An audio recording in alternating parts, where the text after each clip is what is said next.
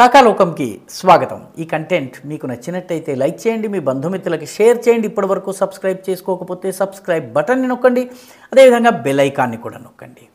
మిత్రులారా, Donald Trump దేశాధినేత అయిన తరువాత అమెరికాలో అక్రమంగా వలస వెళ్ళి ఉంటున్నటువంటి వాళ్ళపైన ఆయన ఉక్కుపాదం మోపుతున్నారు. అత్యంత కఠినమైన దృఢమైన వైఖరితో వాళ్ళని దేశం వెలుపలకు పంపించే పనిని చేపట్టారు.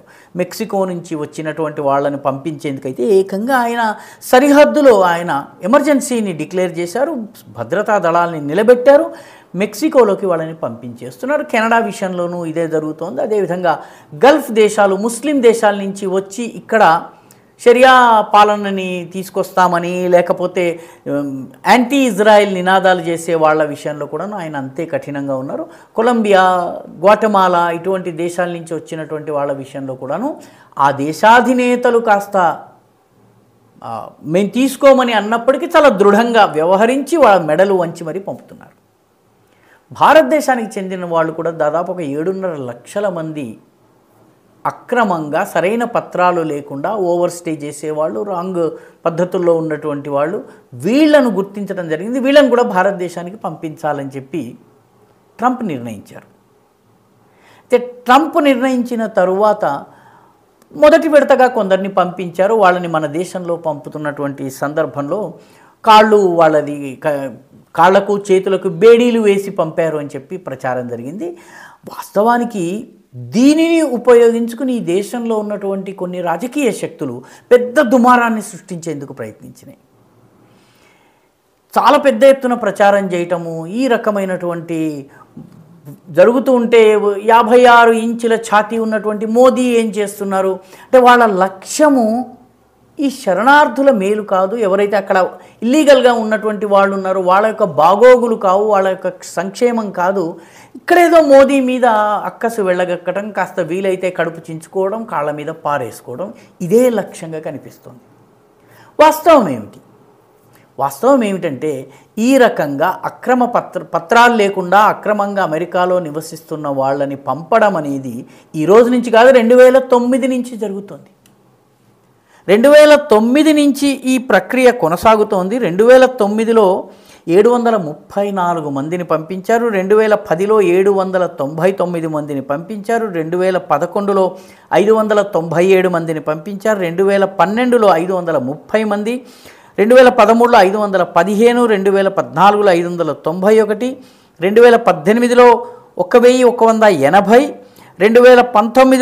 2042, 2020లో 1889, 2022లో 862, 2023లో 617, గత సంవత్సరము 1368 మందిని పంపించారు. వీళ్ళని భారతదేశం తీసుకున్నది, మానవతా దృక్పథంతో తీసుకుంది. మన్మోహన్ సింగ్ సమయం నుంచే, ఇది 2009లో మన్మోహన్ సింగ్ ప్రధానమంత్రి.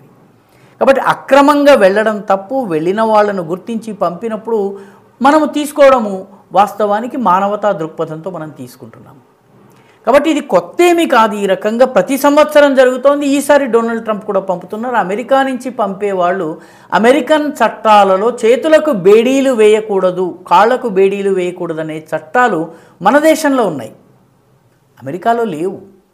కాబట్టి అమెరికన్ చట్టాలు అమెరికన్ నేల మీద వాళ్లకు వర్తిస్తాయి. కాబట్టి ఆ విమానము భారతదేశానికి వచ్చేంత వరకు అమెరికన్ చట్టాల మేరకే వాళ్ళని అరెస్ట్ చేస్తారు.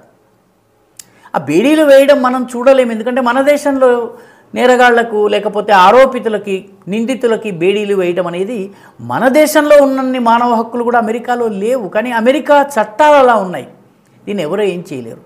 అయితే కొందరు మోదీ ప్రభుత్వాన్ని దెబ్బతీయాలన్నటువంటి లక్ష్యంతో కొన్ని ఫోటోల్ని షేర్ చేసి, ఇదిగో ఈ కూర్చున్న వాళ్ళందరూ కూడాను వాళ్ళ కాళ్ళకి బేడీలు ఉన్నాయి, మోదీ ఏం చేస్తున్నాడు, డొనాల్డ్ ట్రంప్ తన మిత్రుడని చెప్పుకుంటాడు, తర్వాత చాలా బలమైనటువంటి నాయకుడని చెప్పుకుంటారు, మన భారతీయులకు బేడీలు వేస్తున్నారు కదా,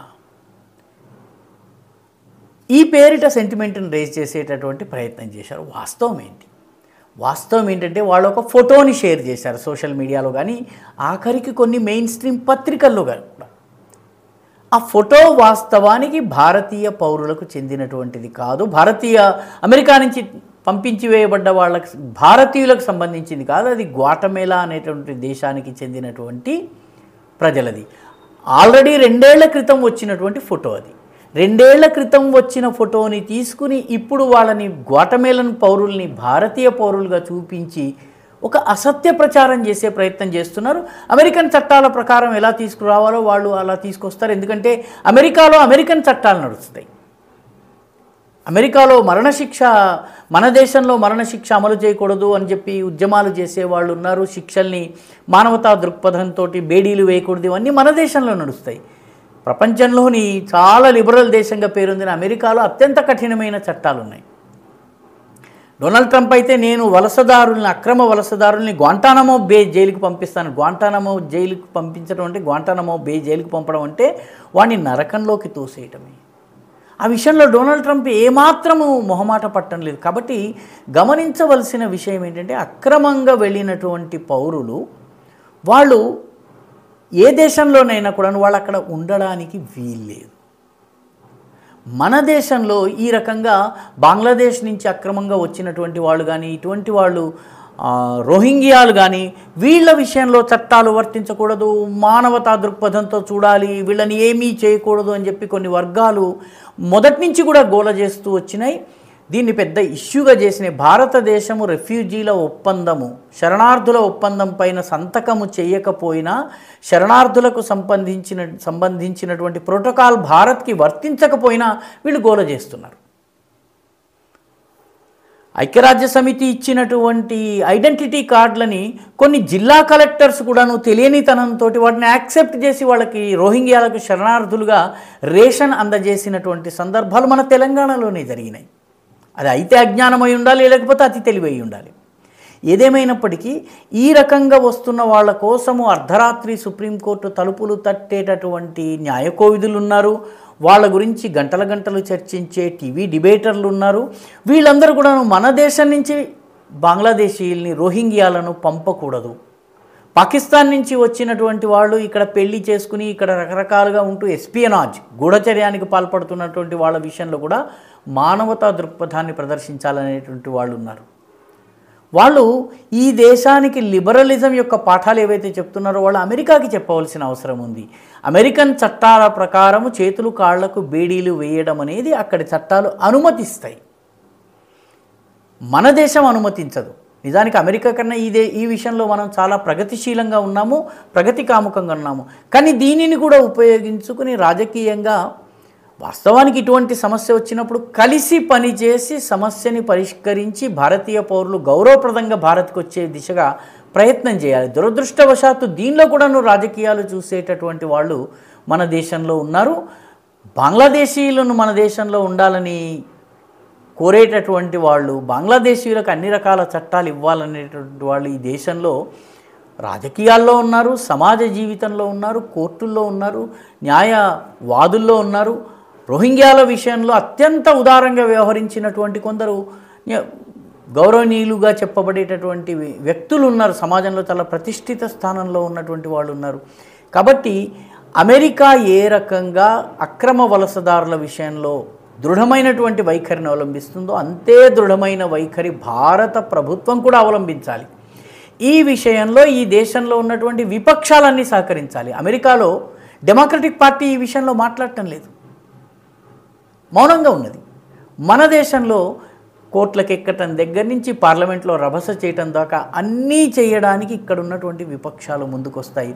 అమెరికాలో ఇంత కఠినమైనటువంటి నిర్ణయాల్ని అమలు చేయడానికి ట్రంప్కి ఏదైతే సౌలభ్యం ఉందో అది ఈ దేశంలో ఉండేటటువంటి పాలకులకి దురదృష్టవశాత్తు లేదు. ఈ వీడియో మీకు నచ్చినట్టయితే లైక్ చేయండి, షేర్ చేయండి, ఈ ఛానల్కు సబ్స్క్రైబ్ చేయండి. మీ అభిప్రాయాన్ని కమెంట్ల రూపంలో తప్పనిసరిగా పంపించండి.